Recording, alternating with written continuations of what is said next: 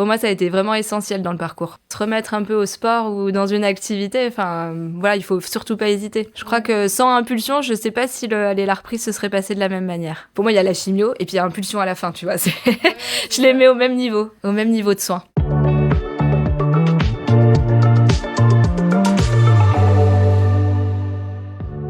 L'hôpital universitaire de Bruxelles présente Hope Voices, un podcast qui humanise les soins de santé en donnant la parole aux femmes et aux hommes qui composent l'HUB. L'HUB, c'est l'hôpital universitaire de Bruxelles, un regroupement de 3 hôpitaux bruxellois, l'Institut Jules Bordet, l'hôpital Erasme et l'hôpital universitaire des enfants. Ensemble, ces 3 institutions rassemblent plus de 6000 collaborateurs et soignent chaque année des milliers de patients. Mais au-delà des chiffres, c'est avant tout un lieu rempli de vie. On y croise des patients courageux, des proches soucieux, des chercheurs ambitieux et des infirmières radieuses. Tous font vivre notre institution, une institution qui grouille de grandes histoires et de petites anecdotes. Avec ce podcast, nous voulions aller bien au-delà des statistiques et des protocoles pour vous faire découvrir les coulisses de nos hôpitaux. Vous entendrez des récits authentiques, ceux des chercheurs qui repoussent les limites de la médecine, ceux des soignants dévoués au chevet des patients, mais aussi le récit des patients eux-mêmes qui se battent contre la maladie. Hope Voices, c'est leur histoire, c'est leur voix.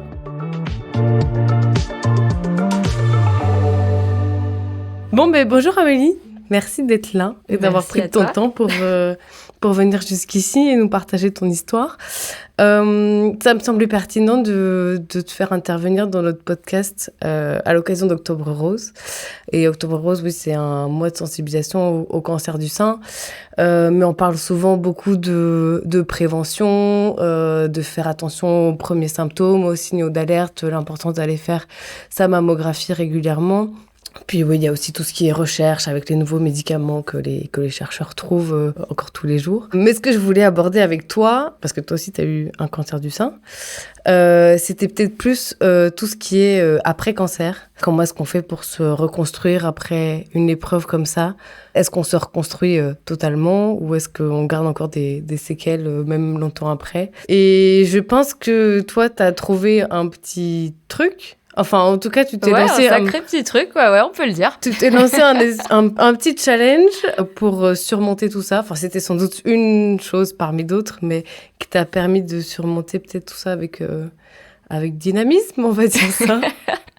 C'est ça. Donc voilà. Mais donc, c'est pas de me raconter tout ça dans cet épisode. Mais peut-être, pour commencer, est-ce que tu peux peut-être simplement te présenter un petit peu en quelques phrases ? Alors, je m'appelle Amélie, je suis française, mais ça fait une dizaine d'années que j'habite en Belgique, à Bruxelles. J'ai 41 ans aujourd'hui. Aujourd'hui ? Non, pas aujourd'hui, enfin maintenant. Okay. Je faisais le calcul avec le temps qui a passé depuis mon arrivée à Bordeaux, j'allais dire. Ouais.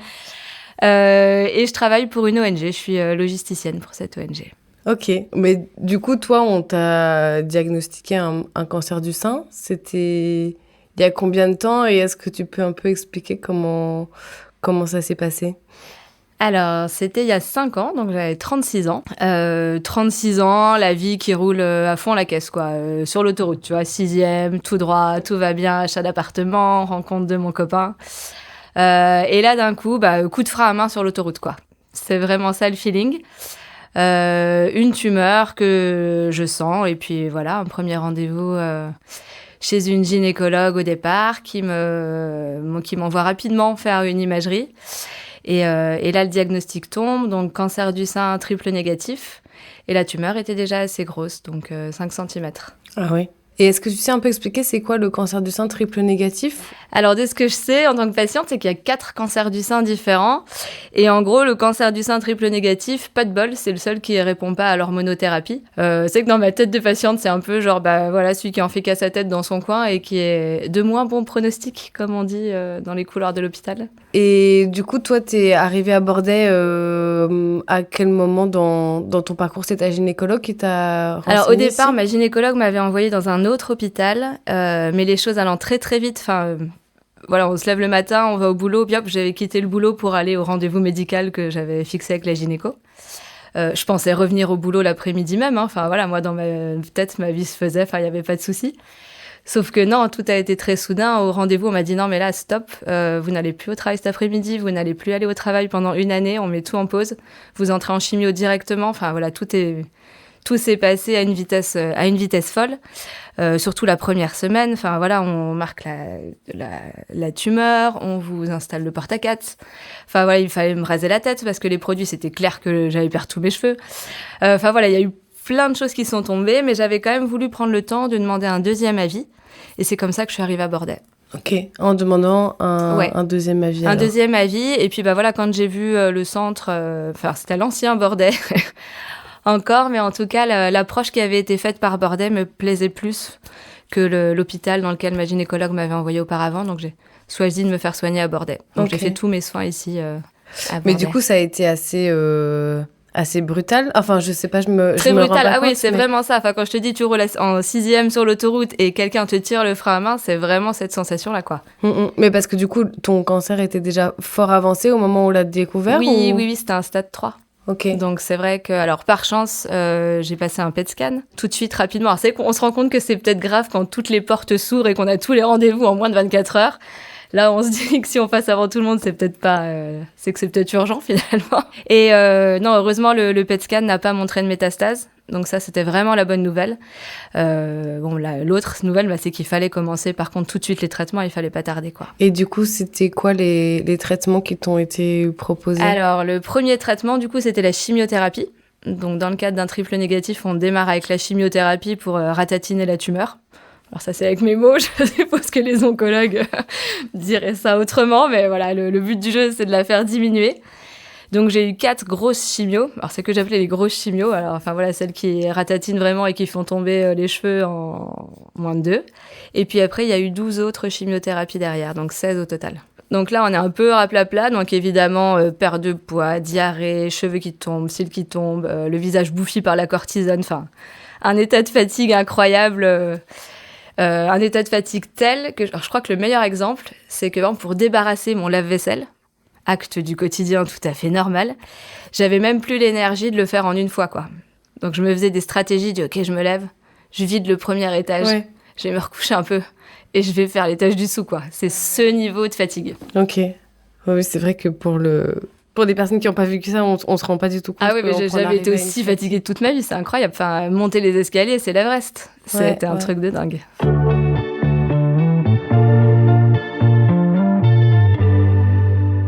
Donc, je disais donc que j'ai reçu 16 chimiothérapies. Mais quand tu dis 16 chimiothérapies, ça veut dire que tu es venue 16 fois à l'hôpital Ouais, les 4 premières, le premier cycle, du coup, c'est de l'EC, épirubicine, cyclophosphamide. Ça, c'est celles qui déboîtent vraiment. Donc, celles-là, elles sont espacées de 15 jours. Donc, je viens l'après-midi à l'hôpital, on m'injecte ça. Et donc, une semaine vraiment fatiguée, et l'autre semaine, ça va un peu mieux, et on recommence. Et après, les 12 autres, c'était toutes les semaines. Donc, tous les lundis, injection. Ok. Et toi, t'as eu que de la chimiothérapie alors? Non, ça s'arrête pas là. Donc oui, c'est ça. Ça, c'était la première. Le début. Ouais, ça, c'était l'entrée. Petite mise en bouche, oui. Non, le plat de résistance, on dira. Ensuite, il y a eu l'opération. Donc, j'ai pas eu une mastectomie, j'ai eu une tumeurectomie. Parce que la tumeur était bien plus haute que le sein, donc il n'y avait pas besoin de toucher à mon sein, il n'était pas concerné, on va dire, enfin en tout cas, voilà, pas de mastectomie. Et j'ai eu aussi un curage axillaire, on m'a enlevé les ganglions aussi du bras. Pourquoi est-ce qu'on fait ça? Il y avait des traces de cancer en fait dans les premiers ganglions, donc en précaution, on m'a tout retiré. Ok. Donc ça, c'était l'opération. Après l'opération... Le temps que ça cicatrise, il s'est passé peut-être 1 mois ou 2, donc là on est en novembre, et là je fais de la radiothérapie. Donc là je crois que j'ai 15 radiothérapies. Ok. C'est que j'ai un peu oublié le nombre, voilà, une quinzaine de séances il me semble. Et ça du coup c'est pour être sûr qu'on est bien à la chirurgie, enlever toute la tumeur? De ce que j'ai compris, c'est pour vraiment atomiser le bazar si jamais il reste encore quelque chose. Et je pensais que j'avais terminé là, mais non.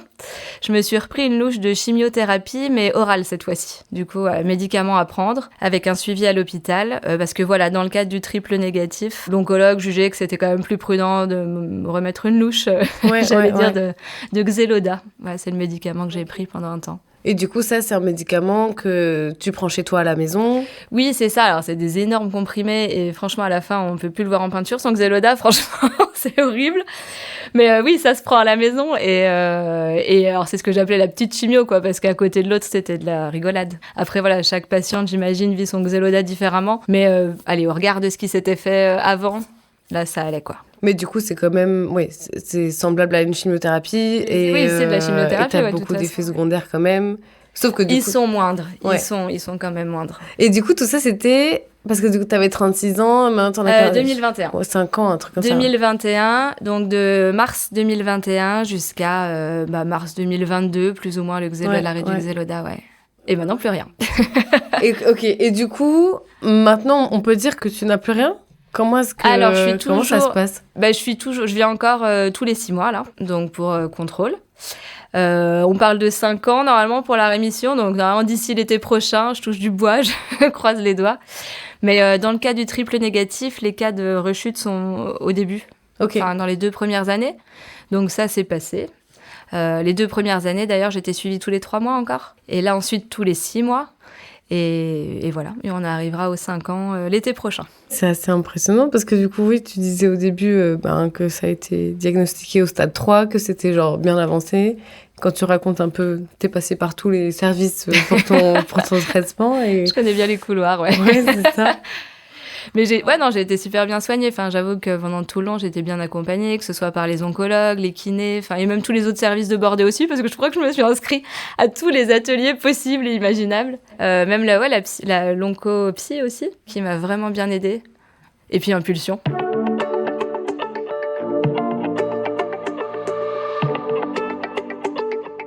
Du coup, c'est quoi ce projet Impulsion Alors, comment c'est arrivé ? C'est vrai que maintenant, si j'y repense après l'opération, du coup, j'ai eu pas mal de kinés. Là, j'avais pas encore repris le boulot parce que j'avais pas encore l'énergie et j'étais encore sous Xeloda après la radiothérapie. Donc là, on est quand même à l'hiver, quelque chose comme ça. Et donc, on n'a plus de chimio, plus besoin de se rendre à l'hôpital tout le temps. Et en même temps, on n'est pas encore assez en forme pour reprendre le boulot. Donc, c'est un espèce d'entre-deux un peu bizarre où, il y avait de la kiné. Mais c'est vrai que dans sa vie perso, on se sent pas forcément très utile à ce moment-là. Enfin, on est un peu en perte de repères. On n'a que des histoires d'hôpital à raconter, ce qui n'intéresse pas vraiment les autres en dehors du cercle d'amis, parce que quand on a que ses chimio ou sa radiothérapie à partager, c'est pas forcément fun. Et donc chercher un peu un projet, quelque chose. J'avais des envies, mais je savais pas trop bien quoi faire. Et en allant à une séance de kiné, donc je parle à ma kiné qui est Audrey, dédicace à Audrey. Je lui fais part d'une envie que j'ai de m'inscrire à une course. Une fois, pour me dire, allez, c'est que là, j'ai peut-être un peu de temps, je travaille pas, j'ai pas repris le boulot, peut-être que je peux essayer de m'entraîner un peu la journée. Et quelques temps avant, j'avais vu des gens participer aux 20 km de Bruxelles. Et je me rappelle d'une femme qui revenait dans la rue, qui avait sa médaille, qui avait l'air hyper contente, et j'avais trouvé super belle, et je me suis dit, j'aimerais bien faire ça. Et donc, je confie à Audrey que peut-être un jour, j'aimerais bien faire les 20 km de Bruxelles, mais en mode... marcher 10 km, courir 10 km, c'était mon but, quoi. Je me suis dit, ça, ce serait un cool projet à faire, quoi. Et donc, je lui confie ça. Et elle me dit, mais attends, il faut que je te présente à quelqu'un. Et donc, elle m'a présenté à Sandrine Darc, qui était en train de mettre au point un projet de faire courir des patients, de les préparer, en fait, à courir les 20 km de Bruxelles. Audrey m'a mis en contact avec Sandrine et de là, Sandrine m'a dit, OK, attends quelques mois, on va te recontacter, on va lancer des entraînements en janvier. Et ça, c'était pendant au début de l'hiver, et donc le projet là, c'était pas en janvier, donc fin d'hiver. En effet, moi je suis sous chimio orale à ce moment-là, donc je suis sous Xeloda, en anémie. Je laisse imaginer ma forme. Alors pas chauve parce que ça y est, ça repousse, tu vois. Mais c'est pas fou non plus, quoi. J'ai une dégaine quand même un peu particulière. Et donc, je crois que je me prends même un abonnement à Basic Fit pour me refaire un peu de sport et marcher sur les tapis parce qu'il fait hyper froid, donc j'ai pas du tout envie d'aller courir dehors. Pour courir ne serait-ce qu'1 kilomètre sur tapis pour me dire, est-ce que j'y arrive au moins, tu vois. T'avais déjà couru avant ou pas ? Jamais de la vie. Ah oui, et donc toi, tu t'es dit, je suis en pleine chimio, là, ce serait peut-être pas mal de tester maintenant, quoi. Mais non, mais en fait, je me dis, allez, là, c'est bon, j'en suis sortie. Dans la tête, on se sent hyper fort quand on sort des traitements. Et on se dit, allez, c'est bon, si j'ai fait de la chimio, je peux peut-être courir 5 km, tu vois. Enfin, le rapport, il s'est fait comme ça dans ma tête. Et donc, ouais, j'avais envie de me dire, ok, mon corps est allé vraiment loin dans le « je suis pas terrible ». Il a envie maintenant d'aller dans le « ok, je peux peut-être faire quelque chose dont je vais être fière ». Enfin, en tout cas, que je vais décider moi aussi. Parce que c'est vrai que dans les traitements, on est passif, quoi. On subit tout ce qu'on nous fait. Et donc, je crois que j'avais envie d'un défi où c'était moi qui décidais ce que je disais à mon corps de faire, tu vois. Enfin, ouais, de reprendre un peu possession de son corps et de ses capacités. Ouais, quoi. complètement. Je crois que c'était ça l'envie.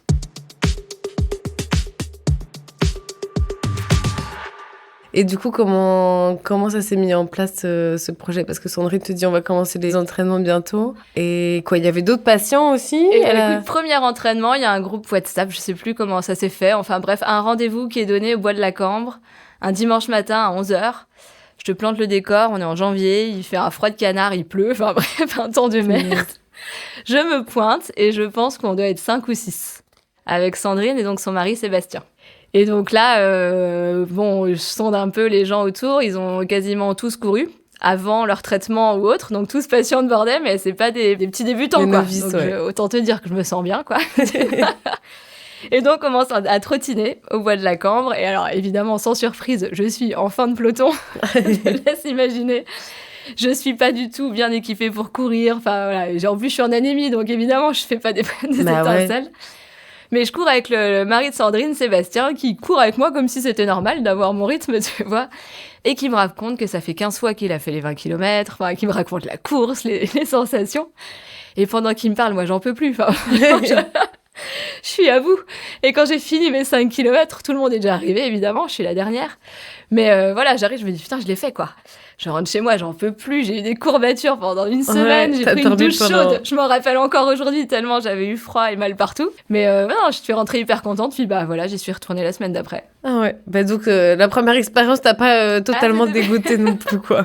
C'était pas dingue, mais je me suis dit, allez, je m'accroche, de toute façon j'ai que ça à faire, c'était mon objectif, donc voilà, j'y suis retournée le dimanche d'après. Ah ouais, et donc une fois par semaine, peut-être plus après au fur et à mesure, mais donc un petit groupe qui se crée. C'est ça, un petit groupe qui se crée, donc tous les dimanches, 11h, entraînement. Et donc avec des exercices aussi à faire pendant la semaine, pour faire au moins 2 sorties par semaine, voire 3 quand on approche de la course. Moi aussi assez à l'aise finalement au bout de la 2e ou 3e séance, je ramène mon copain avec moi, en me disant allez, lui aussi il a envie de courir, donc...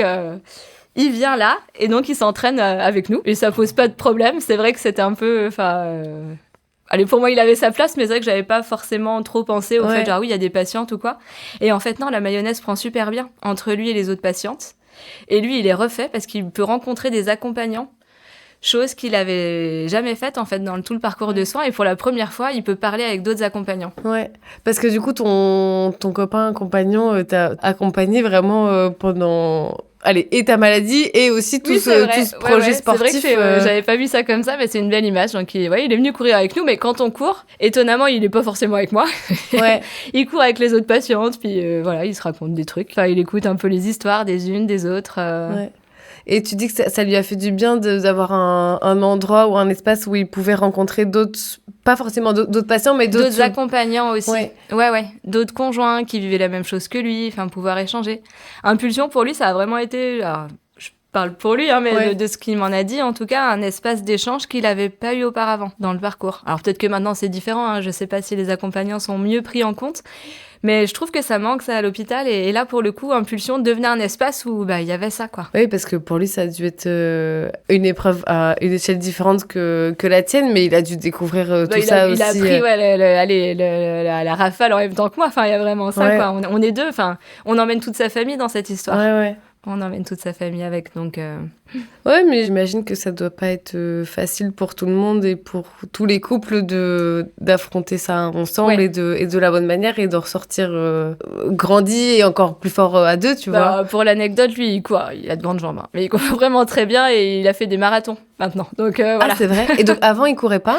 Alors, il est quand même sportif et il a un physique de marathonien. Mais oui, en fait, il s'est pris au jeu de la course à pied aussi et voilà, maintenant il... Ah, c'est fou. Et donc maintenant, il fait les marathons. Ouais. Ah, il fait pas les choses à moitié, quoi. Ouais. Et toi, qu'est-ce que ça t'a apporté de faire partie de ce projet-là? Tu parlais un peu de reprendre confiance dans son corps, mais peut-être il y a d'autres choses aussi? Il y a vraiment ça, parce que l'image que j'ai de moi au début où je me lance dans Impulsion, tu vois le film Rasta Rocket? Non. L'équipe de Jamaïque qui va faire l'épreuve de bobsleigh au je vois JO pas. d'hiver. Bon, voilà, en gros, l'équipe arrive et elle n'est pas du tout faite pour la compétition, t'imagines bien. Donc voilà, dans ma tête, j'étais l'équipe de Jamaïque qui allait faire une épreuve de bobsleigh ou de ski alpin ou ce que tu veux. Et je pensais vraiment pas que j'allais arriver à faire ça. Et en fait, donc, déjà, il y a la remise en forme physique, clairement. Où on dort bien, on est plus en forme. Mais il y a aussi le lien concret. Disons que c'est une façon chouette de sortir de l'hôpital.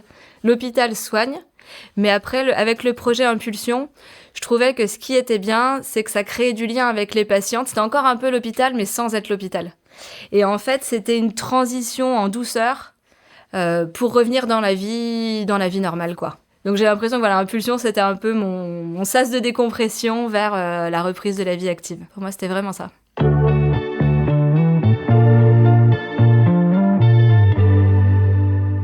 Et tu as dû sans doute rencontrer aussi d'autres patients avec qui tu as pu oui, il y a plein échanger. d'amis dans le groupe maintenant. C'est vrai que c'est pas seulement un club de course, c'est aussi un réseau social, un endroit où on tisse des liens. Et puis surtout, on s'encourage de ouf, on est toutes hyper fiers les unes des autres, et les uns des autres, parce que maintenant on a des hommes. Au début, on avait beaucoup de femmes, mais on a aussi des hommes. Ce qui est chouette dans Impulsion, c'est que peu importe le temps que tu mets pour faire une course, on s'en fout. Chaque fois qu'une patiente ou un patient passe la ligne, c'est la même fête, quoi. Qu'elle ait fait une course en 50 minutes ou en 1h30, peu importe. Il y a la même ferveur et le même support entre nous. On est hyper fiers les uns des autres, quoi. Ouais, et puis l'important, c'est de le faire et de se dépasser et d'arriver au bout de... Ouais, c'est ça. Et quelque part, nos challenges, on les a déjà eus. Là, en fait, c'est juste du kiff, quoi, de se dire, allez, on peut le faire, quoi. On arrive à le faire et on passe la ligne d'arrivée d'une course. C'est juste, on gagne tous, là, tu vois. Il n'y a pas de perdant, chez nous. Et donc, le soutien entre patients et entre coureurs est vraiment chouette, quoi. Ouais, mais c'est assez fort, hein. Moi, quand j'ai entendu parler de ce projet, j'étais là, mais enfin, c'est fou que des patients qui ont été à ce point malades, et toi, tu dis que tu as commencé à courir où tu étais encore sous traitement, ça c'est encore plus dingue. Et en fait, ils vont s'entraîner pour courir les 20 km de Bruxelles. Oui, et pour moi, c'était un truc... Sky is the limit, j'ai envie de dire que la méthode de Sandrine et Sébastien, elle est approuvée. Si tu suis les conseils... il y a tous les gens qui écoutent le podcast, même les gens qui n'ont jamais couru et qui se disent « Ah ouais, ça, pourquoi pas ?» Allez-y, foncez, quoi. Ouais. Moi, j'avais jamais couru et en suivant bien les consignes, alors, il faut être présent aux entraînements, c'est ça qui compte. Mais en suivant les entraînements, ça passe, quoi. Et donc là, aujourd'hui, je vais faire ma 5e participation aux 20 km. J'ai couru les 20 km de Paris, le semi-marathon d'Amsterdam. Donc une fois qu'on est lancé, on est lancé. Et puis, je trouve que c'est des armes pour la vie d'après. C'est un moment de santé qu'on prend pour soi, c'est un moment de sport qui fait du bien aussi, qui permet pour le stress. J'ai ramené en fait ces outils-là avec moi dans ma nouvelle vie aussi professionnelle aujourd'hui. Voilà, un coup de stress, quelque chose, hop, on met les baskets, on va courir, et ça va mieux après. Donc c'est pas seulement sur l'instant en fait, c'est aussi nous donner, Impulsion, c'est aussi nous donner des clés pour notre vie au quotidien. Ouais, mais comme tu dis, je pense que le sport de manière générale et la course à pied ici, dans ton cas, c'est vraiment quelque chose qui peut apporter beaucoup plus que juste du bien-être physique et le fait d'être en forme. Tu vois, tu parles de bien-être mental et je pense que là-dessus, ça peut jouer beaucoup aussi. Oui, et puis je dis course à pied, mais marche également, parce qu'on a des marcheuses dans l'équipe. Il y a des personnes qui ne peuvent pas courir ou qui préfèrent marcher. Et ça fonctionne aussi. On a des marcheurs incroyables qui font les 20 km en 3h30, je crois, en marchant, ce qui est juste fou. Disons que le groupe, il est chouette parce qu'il est ouvert à tout le monde. Autant ceux qui veulent performer, on a les rapidos, dans le groupe il y a vraiment des très rapides, mais aussi ceux qui veulent se faire un défi à leur mesure en marchant, c'est possible aussi. Et donc ça c'est chouette aussi. Et du coup maintenant c'est un projet qui a combien d'années? C'est la 5e on va faire notre 5e participation là, 5e participation aux 20 km et j'espère qu'on va faire une grosse fête pour pouvoir inviter tous les patients qui ont participé, tu vois, des années précédentes, ce serait chouette de faire un parce que là, jubilé, vous pas êtes peur des mots. Alors, l'année dernière, je crois qu'on était 80 dans l'équipe Impulsion. Ah oui, c'est beaucoup. Ouais. Ah oui. Alors, donc, pas tous patients, il y a les accompagnants aussi. Mais c'est quand on regarde la première photo, le premier entraînement au bois de la Cambre versus l'année dernière, le groupe qu'on est, je me dis que c'est pas par hasard parce que, voilà, c'est vraiment un groupe canon, quoi. Donc c'est un projet qui grandit encore. Oui, et puis et pour rappel aussi, Sandrine et Sébastien, ils font ça bénévolement, 2 fois par semaine, les entraînements, de janvier à mai. Donc ouais, chapeau à eux aussi, quoi. Ouais, mais en tout cas, c'est un super message d'espoir et un message très dynamique, je trouve. Tu vois, de montrer que... ouais, j'espère si ça fait hésiter certaines personnes, à se remettre un peu au sport ou dans une activité, il faut surtout pas hésiter. Faut surtout pas hésiter parce que je crois que ça aide à reprendre plus vite aussi pied par rapport à sa vie de tous les jours. Je crois que sans impulsion, je sais pas si la reprise se serait passée de la même manière. Ah ouais ? Ouais, je crois bien. Pour moi, ça a été vraiment essentiel dans le parcours. Pour moi, il y a la chimio et puis il y a impulsion à la fin, tu vois. C'est je les mets au même niveau de soin. Ok. Non, mais c'est une super manière de terminer, je crois. Bah oui, mais en tout cas, merci beaucoup d'avoir partagé merci à toi. Ton témoignage avec nous. Et puis, j'espère que ça fera écho auprès d'autres patients qui ont le même profil que toi ou pas, en fait.